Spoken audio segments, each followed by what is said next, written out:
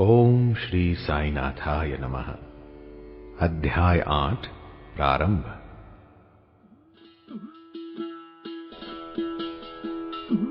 मानव जन्म अमूल है, सुनिए साई वचन। कैसे भिक्षा मांगते और कैसे करते शयन।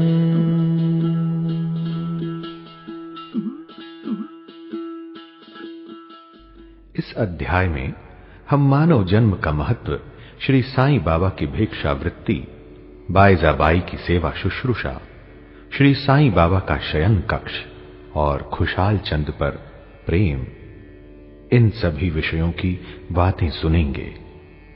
जैसा कि गत अध्याय में कहा गया है, अब श्री हेमाड़ पंत मानव जन्म की महत्ता को विस्तृत रूप से समझाते हैं। श्री साईं बाबा किस प्रकार भिक्षा उपार्जन करते थे, बाईजाबाई उनकी किस प्रकार सेवा शुश्रूषा करती थीं, वे मस्जिद में तात्या कोते और महालसा पति के साथ किस प्रकार शयन करते तथा खुशहाल चंद पर उनका कैसा स्नेह था, इसका आगे वर्णन किया जाएगा। आइए सबसे पहले जानते हैं मानव जन्म का महत्व। इस विचित्र संसार में ईश्वर ने लाखों प्राणियों, जैसा कि हिंदू शास्त्र के अनुसार लिखा गया है कि 84 लाख योनियों को उत्पन्न किया है, जिनमें देव, दानव, गंधर्व, जीव जंतु और मनुष्य आदि सम्मिलित हैं, जो स्वर्ग, नरक, पृथ्वी, समुद्र तथा आकाश में निवास करते और भिन्न भिन्न धर्मों का पालन करते हैं। इन प्राणियों में जिनका पुण्य प्रबल है, वे स्वर्ग में निवास करते और अपने सत्कृत्यों का फल भोगते हैं। पुण्य के क्षीण होते ही वे फिर निम्न स्तर में आ जाते हैं और वे प्राणी जिन्होंने पाप या दुष्कर्म किए हैं, नरक को जाते हैं और अपने कुकर्मों का फल भोगते हैं। जब उनके पाप और पुण्यों का समन्वय हो जाता है, तब उन्हें मानव जन्म और मोक्ष प्राप्त करने का अवसर प्राप्त होता है। जब पाप और पुण्य दोनों नष्ट हो जाते हैं, तब वे मुक्त हो जाते हैं। अपने कर्म तथा प्रारब्ध के अनुसार ही आत्माएं जन्म लेती या काया प्रवेश करती हैं। अब देखें कि मनुष्य शरीर कितना अनमोल है। ये सत्य है कि समस्त प्राणियों में 4 बातें एक समान हैं: आहार, निद्रा, भय और मैथुन। मानव प्राणी को ज्ञान एक विशेष देन है, जिसकी सहायता से ही वह ईश्वर दर्शन कर सकता है, जो अन्य किसी योनि में संभव नहीं। यही कारण है कि देवता भी मानव योनि से ईर्ष्या करते हैं तथा पृथ्वी पर मानव जन्म धारण करने हेतु सदैव लालायित रहते हैं, जिससे उन्हें अंत में मुक्ति प्राप्त हो। किसी किसी का ऐसा भी मत है कि मानव शरीर अति दोष युक्त है। यह कृमि, मज्जा और कफ से परिपूर्ण, क्षणभंगुर, रोगग्रस्त तथा नश्वर है। इसमें कोई संदेह नहीं कि यह कथन अंशतः सत्य है, परंतु इतना दोषपूर्ण होते हुए भी मानव शरीर का मूल्य अधिक है, क्योंकि ज्ञान की प्राप्ति केवल इस योनि में संभव है। मानव शरीर प्राप्त होने पर ही तो ज्ञात होता है कि यह शरीर नश्वर और विश्व परिवर्तनशील है, और इस प्रकार धारणा कर इंद्रिय जन्य विषयों को तिलांजलि देकर तथा सत असत का विवेक कर ईश्वर साक्षात्कार किया जा सकता है। इसलिए यदि हम शरीर को तुच्छ और अपवित्र समझकर उसकी उपेक्षा करें, तो हम ईश्वर दर्शन के अवसर से वंचित रह जाएंगे। यदि हम उसे मूल्यवान समझकर उसका मोह करेंगे, तो हम इंद्रिय सुखों की ओर प्रवृत्त हो जाएंगे और तब हमारा पतन भी सुनिश्चित ही है। उचित मार्ग जिसका अवलंबन करना चाहिए, यह है कि न तो देह की उपेक्षा करो, उसमें आसक्ति रखो। केवल इतना ही ध्यान रहे कि किसी घुड़सवार का अपनी यात्रा में अपने घोड़े पर तब तक ही मोह रहता है जब तक वह अपने निर्दिष्ट स्थान पर पहुंचकर लौट न आए।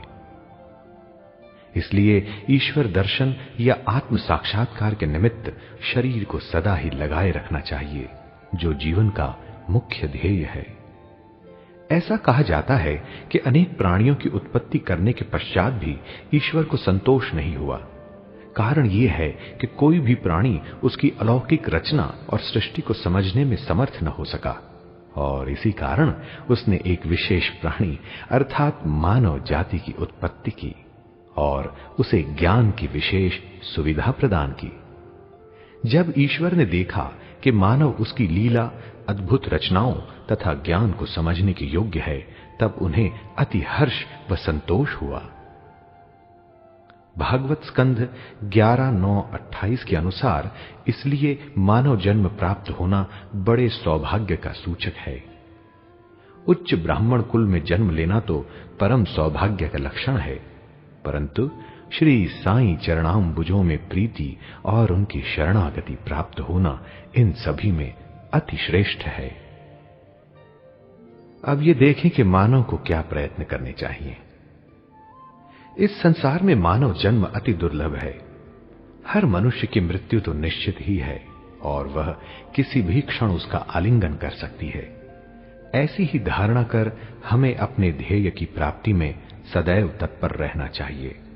जिस प्रकार खोए हुए राजकुमार की खोज में राजा प्रत्येक संभव उपाय प्रयोग में लाता है, इसी प्रकार किंचित मात्र भी विलंब न कर हमें अपने अभिष्ट की सिद्धि के हेतु शीघ्रता करनी ही सर्वथा उचित है। अतः पूर्ण लगन और उत्सुकता पूर्वक अपने ध्येय, आलस्य और निद्रा को त्याग कर हमें ईश्वर का सर्वदा ध्यान रखना चाहिए, और यदि हम ऐसा न कर सकें तो हमें पशुओं के स्तर पर ही अपने को समझना पड़ेगा। अब ये देखें कि कैसे प्रवृत्त होना। अधिक सफलतापूर्वक और साक्षात्कार को सुलभ प्राप्त करने का एकमात्र उपाय है किसी योग्य संत या सद्गुरु के चरणों की शीतल छाया में आश्रय लेना, जिसे कि ईश्वर साक्षात्कार हो चुका हो। जो लाभ धार्मिक व्याख्यानों के श्रवण करने और धार्मिक ग्रंथों के अध्ययन करने से प्राप्त नहीं हो सकता, वह इन उच्च आत्मज्ञानियों की संगति से सहज ही प्राप्त हो जाता है। जो प्रकाश हमें सूर्य से प्राप्त होता है, वैसा विश्व के समस्त तारे भी मिल जाएं तो नहीं दे सकते। इसी प्रकार जिस आध्यात्मिक ज्ञान की उपलब्धि हमें सद्गुरु की कृपा से हो सकती है, वह ग्रंथों और उपदेशों से किसी प्रकार संभव नहीं है। उनकी प्रत्येक गतिविधि, मृदु भाषण, गुह्य उपदेश, क्षमाशीलता, स्थिरता, वैराग्य, दान और परोपकारिता, मानव शरीर का नियंत्रण, अहंकार शून्यता आदि गुण जिस प्रकार भी वे इस पवित्र मंगल विभूति द्वारा व्यवहार में आते हैं, सत्संग द्वारा भक्त लोगों को उसके प्रत्यक्ष दर्शन होते हैं। इससे मस्तिष्क की जागृति तथा उत्तरोत्तर आध्यात्मिक उन्नति होती है।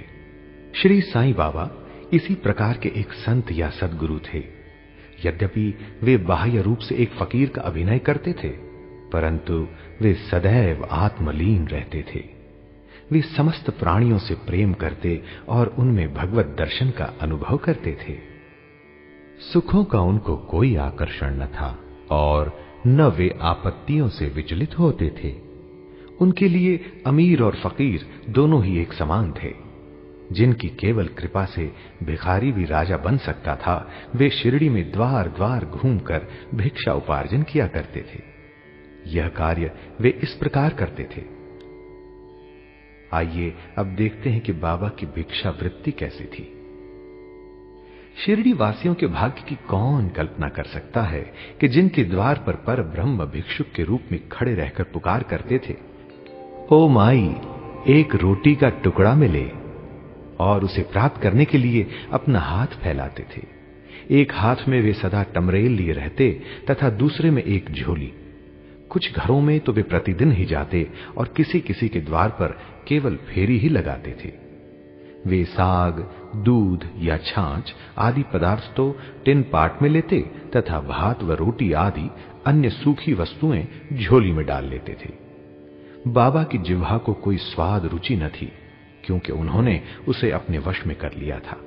इसलिए वे भिन्न भिन्न वस्तुओं के स्वाद की चिंता क्यों करते। जो कुछ भी भिक्षा में उन्हें मिल जाता, उसे ही वे मिश्रित कर संतोषपूर्वक ग्रहण करते थे। अमुक पदार्थ स्वादिष्ट हैं या नहीं, बाबा ने इस ओर कभी ध्यान ही नहीं दिया, मानो उनकी जिह्वा में स्वाद बोध ही न हो। वे केवल मध्याह्न तक ही भिक्षा उपार्जन करते थे और ये कार्य बहुत अनियमित था। किसी दिन तो वे छोटी सी फेरी ही लगाते तथा किसी दिन 12 बजे तक।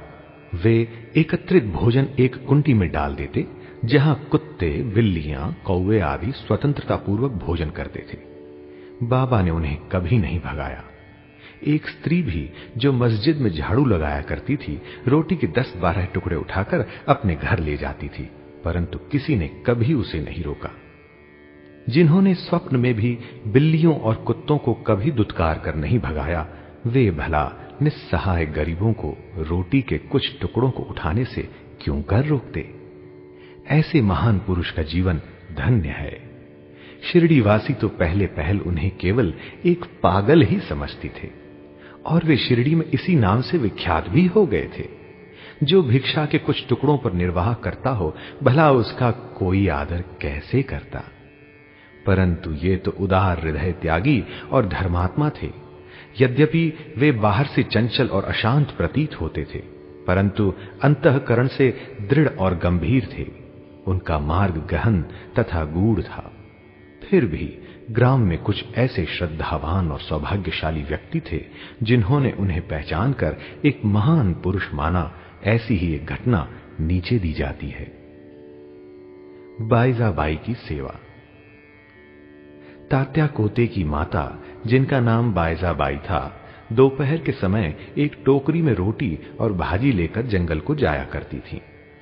वे जंगल में कोसों दूर जाती और बाबा को ढूंढकर उनके चरण पकड़ती थीं। बाबा तो शांत और ध्यान मग्न बैठे रहते थे।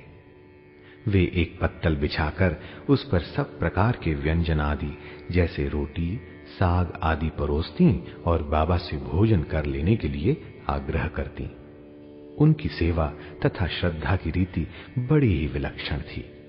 प्रतिदिन दोपहर को जंगल में बाबा को ढूंढना और भोजन के लिए आग्रह करना। उनकी इस सेवा और उपासना की स्मृति बाबा को अपने अंतिम क्षणों तक बनी रही।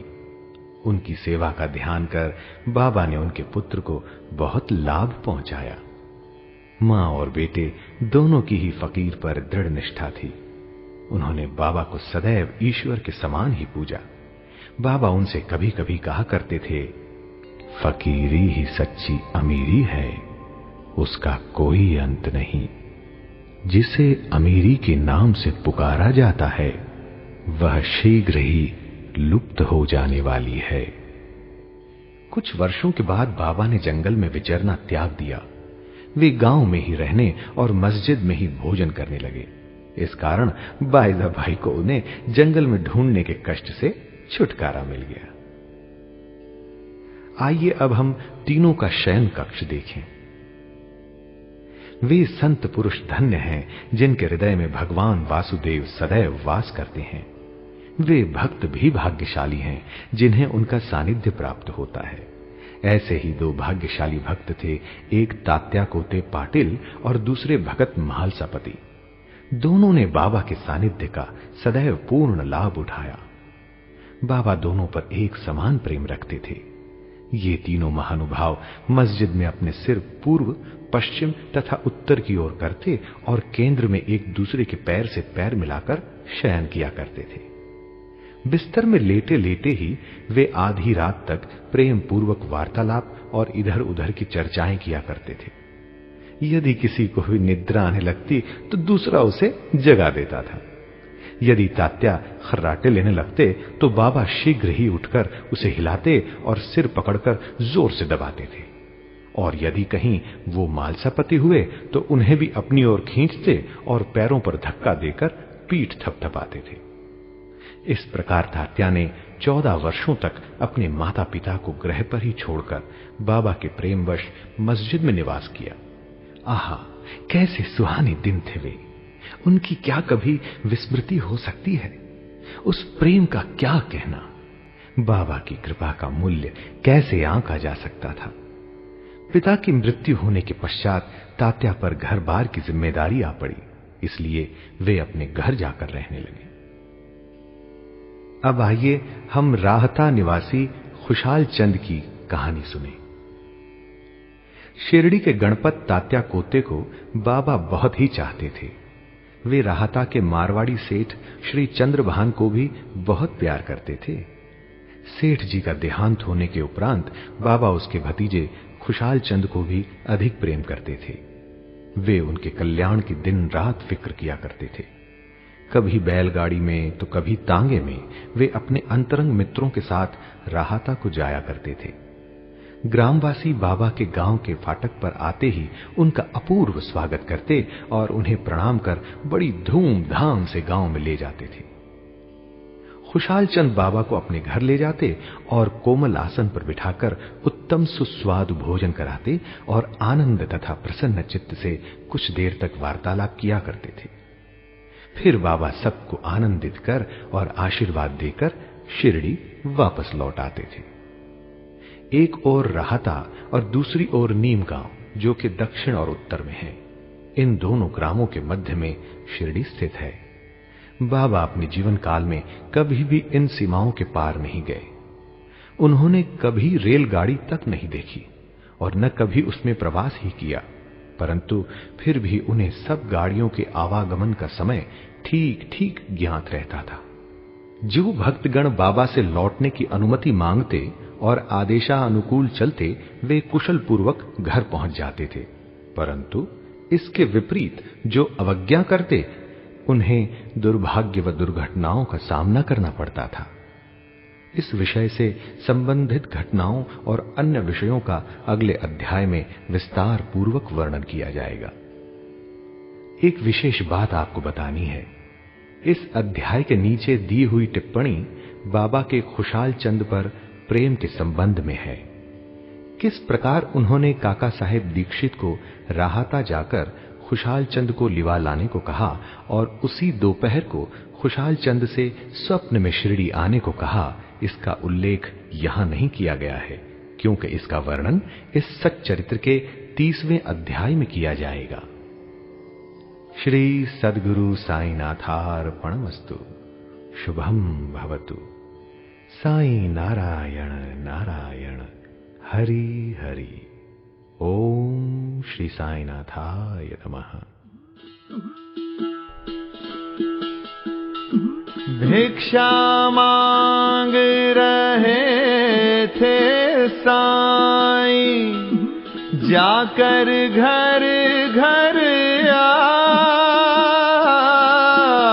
आप भिक्षा मांग रहे थे साईं, जाकर घर घर आप दीन बन कर घूम रहे थे, दीन बन कर घूम रहे थे, स्वयं दीनानाथ।